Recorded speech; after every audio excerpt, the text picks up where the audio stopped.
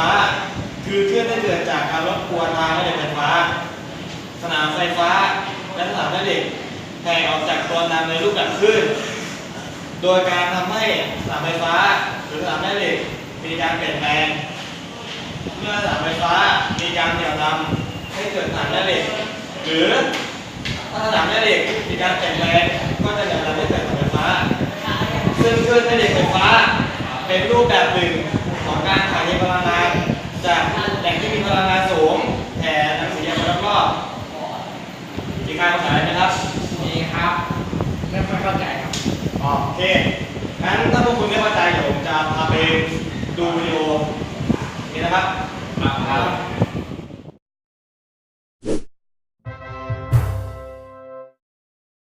รับวันนี้อยู่กับรายการผมอยากรู้อยู่กับผมนายสหรัฐพรหมน้อยแนะนำจากจตุรงค์ตราสุขครับ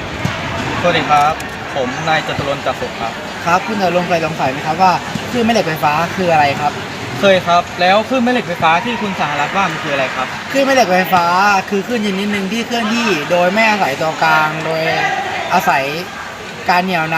ำระหว่างสนามแม่เหล็กทั้งสองครับอ๋อครับแล้วคลื่นแม่เหล็กไฟฟ้าปกติมีอะไรบ้างครับมีอะไรบ้างเหรอครับคุณจตุรงค์อ๋อก็ถ้าอยากรู้ให้ลองไปถามจากดร.บุ๊กกันเลยครับครับผมสวัสดีครับคลื่นแม่เหล็กไฟฟ้าหลักๆมีอยู่ทั้งหมด8อย่างมี AM FA ไมโครเวฟและมิสโฟไลท์และรังสีอินฟราเรดคลื่นที่สามารถมองเห็นได้จะมีอัลตราไวโอเลตและรังสีเอ็กซเรย์และแอนโกรมาซิเลส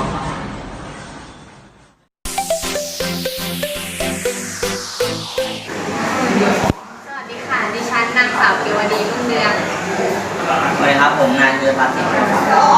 วันนี้นะคะเราจะมาทดสอบคลื่นแม่เหล็กไฟฟ้าค่ะด้วยอุปกรณ์คือโทรศัพท์ค่ะอุปกรณ์ของเรามีดังนี้นะคะ1โทรศัพท์2กระดาษฟอยล์ค่ะ3กระดาษเช็ดชู่ค่ะขั้นตอนที่1นะคะเราจะใช้โทรศัพท์อีก1เครื่องค่ะลองโทรหาอีก1เครื่องเพื่อดูว่าการทำงานปกติหรือไม่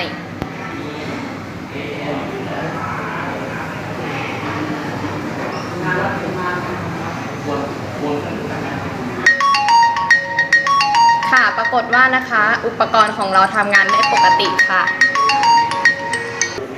วิธีที่2นะครับคือการนำเอาโทรศัพท์มาห่อฟอยล์นะครับถ้าเป็นโอ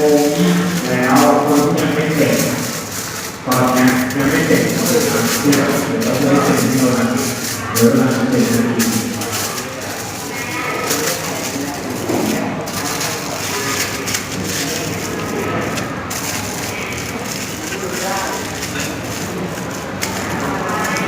พูดคนที่จะทำงานเอาพูดไม่ติดที่เดิมต่อไปเราจะทดลองกันนะครับว่าเครื่องที่ผมโทรเมื่อกี้มันจะติดอยู่หรือไม่ลองกันเลยครับ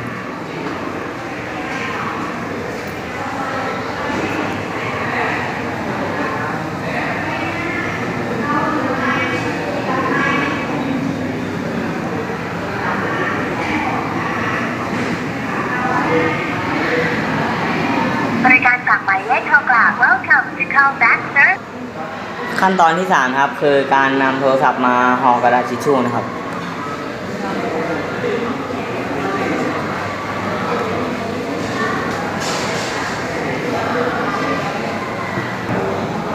ต่อไปจะทดลองโทรเหมือนขั้นตอนที่1กับขั้นตอนที่2นะครับ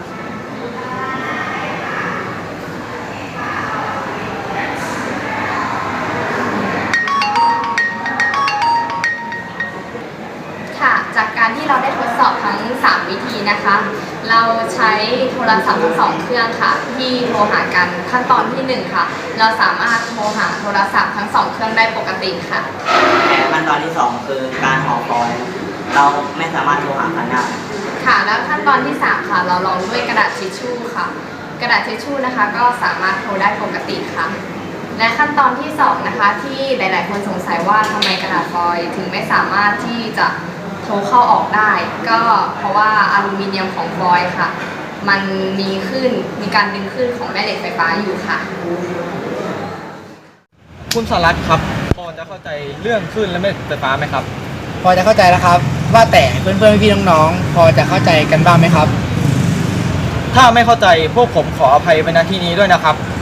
วันนี้ขอลาไปก่อน สวัสดีครับ สวัสดีครับ เข้าใจหรือเปล่าครับเข้าใจครับงั้นเดี๋ยวผมขอจบการเรียนการสอนเท่านี้นะครับนักเรียนเคารพขอบคุณครับ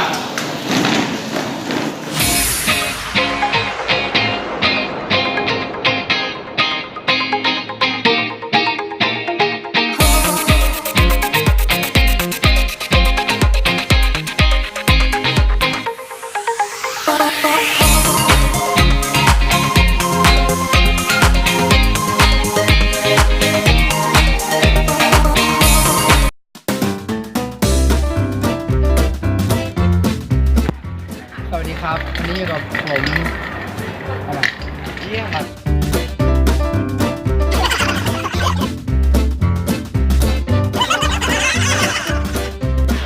สวัสดีครับ วันนี้อยู่กับผม